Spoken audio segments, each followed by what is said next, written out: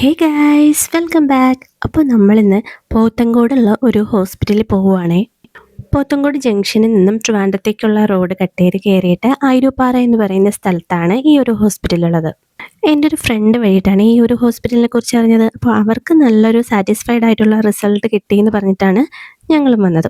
എൻ്റെ മോന് നോക്ഡനീസ് ആണേ. അപ്പോൾ ആ ഒരു പ്രോബ്ലത്തിന് ഇതുവരെ സൊല്യൂഷൻ കിട്ടിയിട്ടില്ല. അപ്പോൾ അതൊന്ന് കാണിക്കാമെന്ന് വിചാരിച്ചിട്ടാണ് ഞങ്ങൾ വന്നത്.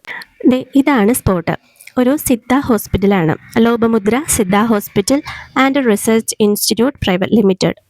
അപ്പോൾ ഇവിടുത്തെ വൈദ്യർ പറഞ്ഞത് ഈ ഒരു പ്രശ്നം മാറാൻ കുറച്ച് സമയമെടുക്കും, എന്നാൽ പൂർണ്ണമായും മാറ്റാൻ കഴിയും എന്നാണ് പറഞ്ഞത്. ഞങ്ങളിവിടെ ആദ്യമായിട്ടാണ് വരുന്നത്, അതുകൊണ്ട് ഉള്ളിലെ വീഡിയോസ് ഒന്നും ഞാൻ ഇതിൽ ഇൻക്ലൂഡ് ചെയ്തിട്ടില്ല. അങ്ങനെ ഞങ്ങൾ വൈദ്യരെ കണ്ടു. കൂട്ടത്തിൽ എൻ്റെ അലർജിക് പ്രോബ്ലവും എൻ്റെ ശ്വാസമുട്ടിനെ കുറിച്ച് പറഞ്ഞപ്പോൾ എനിക്കും മരുന്ന് കിട്ടി. കൂടുതലും മരുന്ന് കിട്ടി എനിക്കാണ് ഗൈസ്. അങ്ങനെ ഞങ്ങൾ കാണിച്ചിട്ട് തിരിച്ചിറങ്ങുന്നതാണത്. അങ്ങനെ ഞങ്ങൾ ട്രീറ്റ്മെൻറ്റൊക്കെ സ്റ്റാർട്ട് ചെയ്തു. മോന് കാലിലിടാൻ വേണ്ടിയിട്ട് ഒരു ഓയിൽ തന്നിട്ടുണ്ടായിരുന്നു. അതൊക്കെ കഴിഞ്ഞ് ഞങ്ങൾ വെഞ്ഞാറമ്മൂട് വഴി വരുന്ന സമയത്ത് അവിടെ പുതിയതായിട്ട് സുഡിയോ തുടങ്ങി കണ്ടായിരുന്നു. അങ്ങനെ ഒന്ന് കയറി കളയാമെന്ന് വിചാരിച്ചിട്ട് കയറിയതാണ്. ഒരു ഓഫറും കാര്യങ്ങളും ഒന്നും ഇല്ലായിരുന്നു. 2-3 സെക്ഷനിൽ മാത്രം ഓഫർ ഉണ്ടായിരുന്നു. ചുമ്മാ ഷോയ്ക്ക് വേണ്ടി ഈ സഞ്ചിയും തൂക്കി അങ്ങോട്ടും ഇങ്ങോട്ടും നടക്കുന്നുണ്ടായിരുന്നു. പിന്നെ മോൻ ഇങ്ങനത്തെ സ്ഥലങ്ങളൊക്കെ കണ്ട ഭയങ്കര ഇഷ്ടമാണ്. അങ്ങനെ ഓടിച്ചാടിത്തുള്ളി നടക്കും. വലിയ ഓഫറും കാര്യങ്ങളൊന്നും ഇല്ലാത്തത് കൊണ്ട് ജസ്റ്റ് ഒന്ന് കറങ്ങിയിട്ട് വന്നു.